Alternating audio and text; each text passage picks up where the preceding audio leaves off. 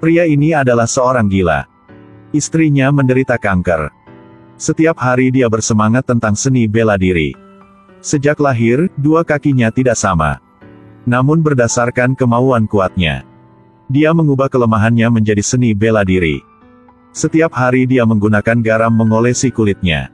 Semua orang akan harus meninggal agar dapat badan besar dan kuat. Karena praktek bela diri, dia telah memutus membunuh istrinya agar menghabiskan masalah dalam kehidupannya. Kemudian dia mulai menantang pahlawan seni bela diri lainnya. Motonya adalah, meskipun kamu mahir bela diri, kamu masih harus meninggal. Ada kasus pembunuhan di terowongan Sinsaksui. Korban adalah juara tinju Hong Kong dan Macau yang bernama Ma Dong-an.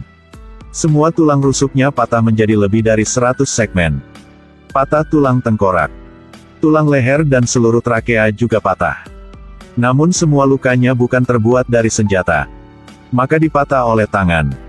Di tempat kejadian, hanya ada satu anak panah berbentuk burung walet.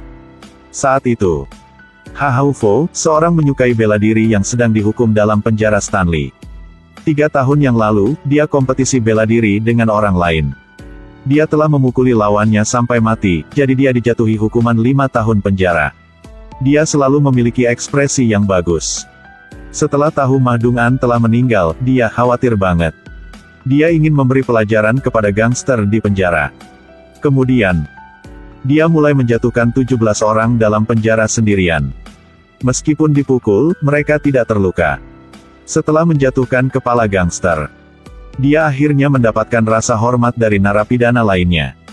Tujuannya adalah bertemu dengan polisi Luke yang bertanggung jawab atas kasus pembunuhan ini. Ha Haofo mengoceh selama lebih dari setengah jam. Dia pikir dia adalah orang paling memahami pembunuh. Dia berharap bisa membantu polisi. Namun dia tidak dipercaya oleh polisi Luke. Tak Chin Din, Dam Kin Ngu, Tao Tuan, Nguyen Tan Duong, Puong Fan Hui, Pu Fan Tai, Puong Luduk. Siapa yang harus meninggal selanjutnya? Pembunuhan terus terjadi. Orang yang meninggal kali ini adalah Dam Kin Ngu yang disebut Raja Utarak. Dia bisa pakai kaki menendang seekor sapi sampai mati.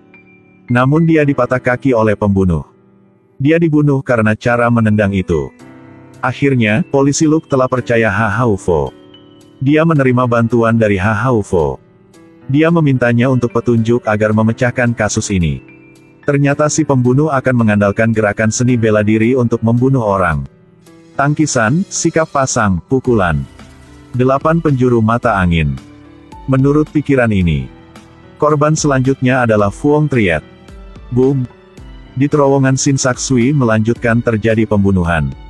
Beberapa menit yang lalu, Phuong Triet, seorang mahir gerakan patah tangan telah dipatah tangan oleh si pembunuh. Pembunuh yang berwajah buruk telah tekan Phuong Triet ke tangki air, sehingga Phuong Triet meninggal. Ha Haofo segera pergi ke TKP. Lengannya terpelintir ke belakang. Dia menutupi mata Phuong Triet. Pembunuh sedang berada di gedung di seberang tersenyum. Bajingan itu. Ha Haofo segera melari. Pembunuh terlatih-tatih di depannya. Ha Haofo mengejarnya. Selimut yang tak terhitung jumlahnya menghalangi jalan Ha Haofo. Dia pikir dia adalah ahli bela diri. Ketika dia merasakan niat membunuh, dia sudah 1 langkah di belakang. Pembunuh terbang langsung menendangnya keluar. Ha Haofo sakit banget dan juga terkejut. Polisi masih di belakang. Pembunuhnya terlatih-tatih lalu melompat. Dia langsung melompati gedung tinggi berikutnya yang berjarak 10 meter. Ha Haofo tiba-tiba berhenti. Dia hanya bisa menatap pembunuh yang menghilang di depannya. Karena untuk menyelidiki kebenaran, Ha Haofo kembali ke kampungnya. Tidak terduga, pembunuh pernah mencarinya. Dan sisakan 1 anak panah berbentuk burung. Dia dan adiknya bertemu dengan orang tua di desa. Jenis panah ini disebut burung walet kecil. Inilah senjata yang digunakan oleh dinasti Qing. Inilah sebuah hadiah hiburan. Salah satu orang itu tahu pembunuh yang cacat itu. Namanya Pong Futu. Meskipun orang itu kata sejak lahir, bela dirinya bagus banget. Beberapa tahun yang lalu, Pong Futu telah mencarinya agar kompetisi. Orang ini telah kalahnya 1 gerakan. Dia juga sisakan 1 panahan berbentuk burung. Ha Haofo telah tahu tempat tinggal Pong Futu. Dia segera melapor kepada polisi Luke. Namun ketika mereka datang, Pong Futu telah hilang. Dalam kamarnya hanya sisakan jejak praktek bela dirinya. Juga ada kata-kata di dinding. Dia akan melawan dengan semua pahlawan bela diri. Dia mau menjadi orang paling bagus. Siapa akan menjadi korban selanjutnya? Mereka bertemu dengan ahli pedang Tran Bak Kuang. Kungfunya sekarang hanya dipakai untuk memasak daging. Ternyata 3 tahun yang lalu setelah mengalami kecelakaan, Tran Bak Kuang memberikan sekolah seni bela diri kepada muridnya. Dialah superstar seni bela diri Hong Diep. Pong Futu minta untuk belajar. Sebuah adegan dari film seni bela diri. Sutradara mengarahkan mereka. Satu titik selanjutnya. Boom! Satu sepeda motor perpindahan besar telah jatuh ke tanah. Pong Futu selangkah demi selangkah mendekat. Anggota pemeran mengisyaratkan dia untuk berhenti. Dia langsung patah tangannya. Lalu dia tarik pedang sepanjang 5 meter. Hal ini membuat semua orang takut banget. Itu bukan urusanmu, keluar sekarang. Semua orang segera keluar. Di sini hanya ada dia dan Hong Diep. Keduanya mulai bertarung. Setelah beberapa gerakan, pedang panjang Hong Diep patah oleh kaki Pong Futu. Dia ditusuk sekali. Dia merasa sakit banget. Tapi dia juga tidak mudah menyerah. Langsung ambil batang besi sepanjang 10 meter dan terus bertarung. Batang besi itu panjang dan tipis. Tapi Pong Futu mengambil pemotong kertas sepanjang 10 cm. Dia berbalik beberapa kali dan mendekati Hong Diep. Dengan sekejap, tubuh Hong Diep berlumuran darah. Setelah Hong Diep ditendang oleh tendangan kuat Pong Futu, segera, Raja sering kesepian. Polisi juga harus menyerah. Namun Pong Futu telah menelpon kepada kantor polisi. Dia mau bertarung dengan Ha Haofo. Namun kali sebelumnya, kekuatan bertarung Ha Haofo membuatnya sangat kecewa. Aku bisa membantumu 1 kali. Kalau orang dalam hatimu telah meninggal, aku pasti kamu bisa membunuh siapapun. Orang pertama aku membunuh adalah kamu. Agar menantang Ha Haofo, dia telah mencari adiknya. Meskipun adik Ha Haofo adalah ahli pedang, dalam mata Pong Futu, dialah orang normal aja. Setelah beberapa gerakan, saudara perempuannya terluka parah. Ketika Ha Haofo sampai, adiknya telah meninggal.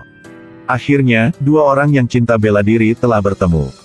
2 orang menyatukan tangan mereka di depan lawan untuk mengekspresikan, meskipun kamu adalah ahli bela diri, kamu masih harus meninggal. Keduanya mulai berterang. Truk kontainer melaju kencang melewati mereka. Pong Futu pukul pada wajah Ha Haofo. Ha Haofo patah tangannya. Keduanya bergegas menuju mobil yang melaju kencang. Pada saat itu, sebuah truk kontainer melaju ke arah mereka. Dengan kecepatan 180 km per jam. Pada saat penting itu, Ha Haofo telah menyelamatkan Pong Futu. Belum selesai. Supir menginjak rem, membuat kayu jatuh. Mereka hampir berubah menjadi sate. Keduanya terus berterang. Pong Futu mulai lelah. Keduanya tidak pakai batang besi lagi. Ha Haofo memakai semua kekuatannya ke tangannya. Pukul dia terus-menerus. Dia belum memberikan serangan terakhirnya. Pong Futu bilang, "Membunuhku, kamu akan menang." Ha Haofo melihat tangannya. Lalu dia ingat kata-kata adiknya. Dia berharap tali ini bisa mengikat tinjunya.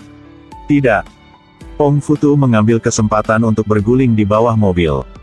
Dan menyeret kaki Ha Haofo ke bawah mobil. Pong Futu menyerbu ke depan seperti anjing mencari makanan. Dia mau membunuh Ha Haofo. Namun Ha Haofo telah mengangkatnya. Sebuah mobil besar datang, dia melemparkan Pong Futu keluar. Dia juga diseret. Pantatnya hampir terbakar. Pada saat penting, polisi Luke sampai. Pong Futu ingin bertarung dengan senjata. Polisi Luke tidak menghadapi dia. Dia langsung membunuhnya. Semua telah selesai. Beberapa bulan kemudian, Ha Haofo dibebaskan dari penjara, dia memutus kembali ke Fosan. Menikah dan punya anak. Dia juga meninggalkan gelar ahli kungfu. Filmnya telah selesai.